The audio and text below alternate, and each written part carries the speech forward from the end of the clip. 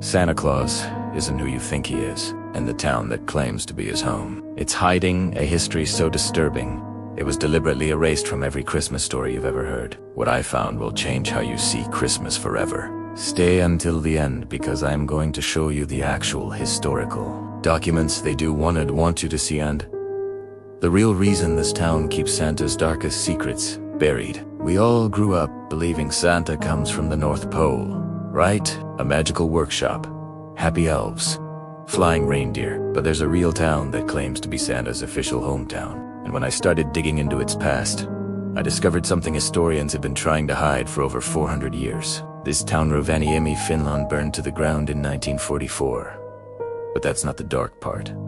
What happened before the fire? That's what they don't want you to know. Let me take you back to the 1600s. This region wasn't called Santa's hometown. It was ground zero for one of Europe's most brutal witch hunts. Between 1608 and 1684, over 115 people, mostly women, were burned alive in this exact area.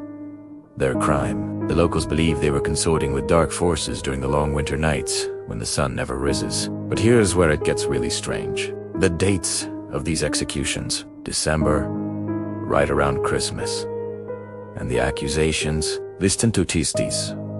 Women were accused of flying through the night sky, entering homes through chimneys, and stealing children. Sound familiar? Now, the official story says modern Santa was created by Coca-Cola in the 1930s. Right, wrong. In 1925, almost a decade before Coca-Cola's campaign, Finland, Rovaniemi as the official home of Santa Claus. But why this specific location? Why a place with such a horrifying past? Because they needed to rewrite the story. After World War II, Finland needed tourism money desperately. The entire town had been destroyed, so they made a calculated decision. Take the old folklore about creatures flying through December nights, sanitize it, commercialize it, and create Santa's village, the same chimneys that symbolized terror in the 1600s. Now they're how Santa delivers presents, the flying through the night.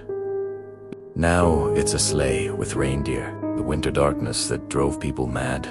Now it's Christmas magic. They didn't just build over the dark history, they inverted it, turned it into the exact opposite. Don't just take my word for it. Let me show you the evidence. This is a 1672 court record from Kimi, just 60 miles from Rovaniemi. It describes an execution of a woman named Rita, who was accused of, quote, night flying and home invasion through smoke holes. And look at this map. Every red dot is a documented witch execution between 1600 and 1700. Notice anything? They form a circle around modern-day Santa's village. Here's the timeline that nobody talks about. In 1684, the last witch execution in the region took place. Fast forward to 1925, Finland declares this Santa's hometown. Then, in 1950, Santa's village officially opens to tourists. And by the 1960s, all mentions of the witch trials were removed from local tourism materials.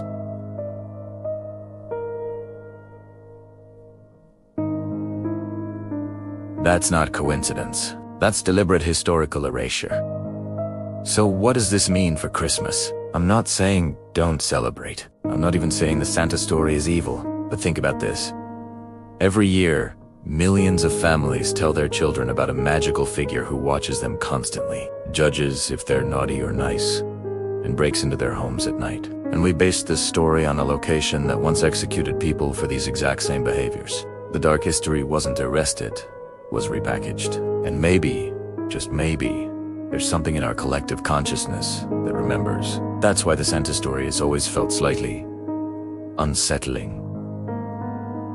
Why kids are both excited and terrified. Why he sees you when you're sleeping sounds more like a threat than a comfort. We turned a nightmare into a holiday, and nobody wants to admit it. The next time you see a mall Santa or drive past Christmas decorations, you'll remember this story. You'll see it differently. That's not a bad thing, it's just the truth. If this changed your perspective on Christmas, hit that like button and drop a comment telling me, should we be teaching kids the Santa story, knowing its dark origins? I'm genuinely curious what you think. Subscribe, because next week, I'm investigating the disturbing real story behind Easter.